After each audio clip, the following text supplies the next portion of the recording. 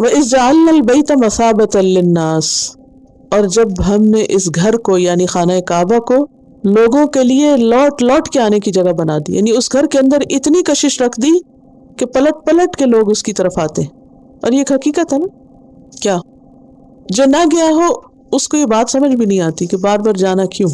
وہ کہتے ہیں بس ایک دفعہ میں پہنچوں، اور جو ایک دفعہ پہنچ جائے وہ کیا کہتا ہے پھر آؤں، پھر کب آؤں گا. میرا خیال ہے ہر جانے والا وہاں جا کے یہ دعا ضرور مانگتا کہ اللہ یہاں پھر لے آنا. تو یہ اس گھر کے اندر اللہ نے خاص کشش رکھی. اور یہ گھر اللہ سبحانہ وتعالیٰ نے ابراہیم علیہ السلام سے بنوایا تھا، اور اس کی جگہ اللہ تعالیٰ نے خود بتائی تھی. تاریخ میں اس کی ڈیٹیلز آتی ہیں کہ سب سے پہلے فرشتوں نے یہ گھر بنایا تھا، پھر اس کے بعد آدم علیہ السلام نے تعمیر کیا، پھر اس کے بعد طوفان نوح میں جب یہ ڈوب گیا تو پھر شیس علیہ السلام نے اس کو بنایا تھا، پھر اس کے بعد ابراہیم علیہ السلام نے بنایا.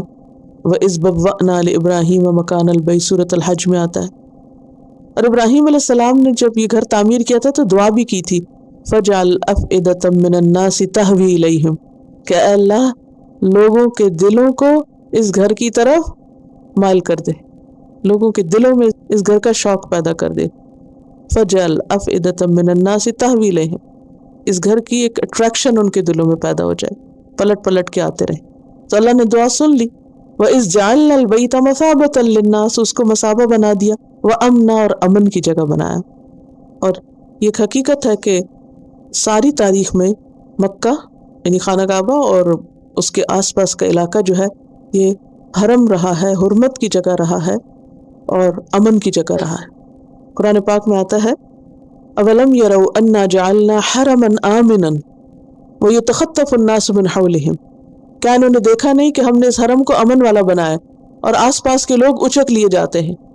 یعنی مکہ میں عام طور پر بدامنی تھی، چوری ڈاکے پڑتے، راستے میں مسافر لوٹ لیے جاتے، ایک قبیلہ دوسرے پہ حملہ آور ہوتا، بہت زیادہ بدامنی تھی.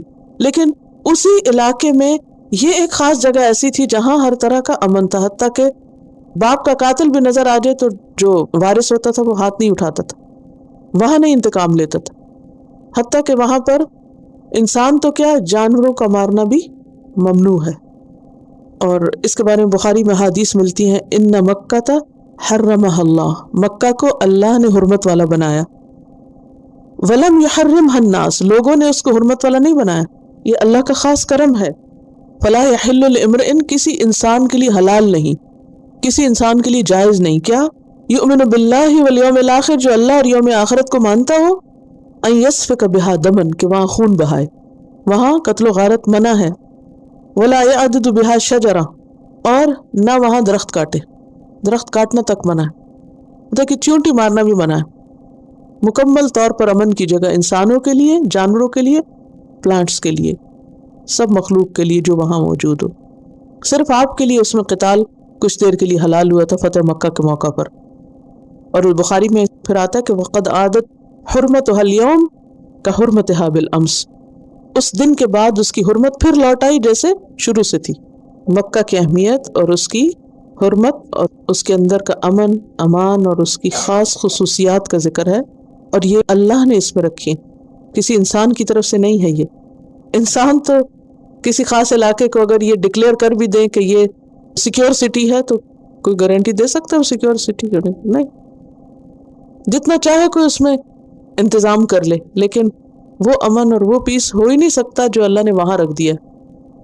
وَإِذْ جَعَلْنَا الْبَيْتَ مَثَابَةً لِلنَّاسِ وَأَمْنًا وَاتَّخِذُوا مِن مَّقَامِ إِبْرَاهِيمَ مُصَلًّى وَعَهِدْنَا إِلَىٰ إِبْرَاهِيمَ وَإِسْمَاعِيلَ أَن طَهِّرَا بَيْتِيَ